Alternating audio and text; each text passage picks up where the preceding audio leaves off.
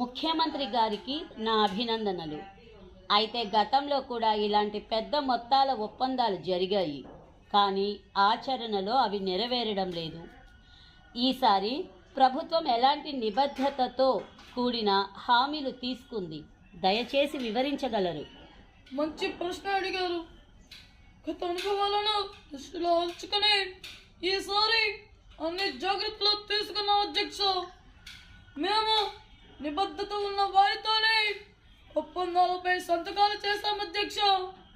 పెట్టుబడిదారులకు ఏ ప్రభుత్వం వచ్చినా ఇబ్బంది ఉండదన్న నమ్మకం కలిగించేందుకు ఎస్క్రో ఖాతాను ఏర్పాటు చేస్తున్నాం అధ్యక్ష.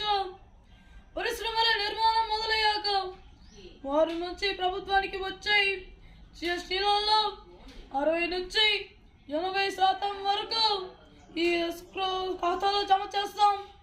ఇది పెట్టుబడిదారులలో నమ్మకాన్ని పెంచుతుంది అధ్యక్ష. మేము మాటలోనే కాదు, చేతల్లో కూడా చేసి చూపిస్తున్నాం అధ్యక్ష.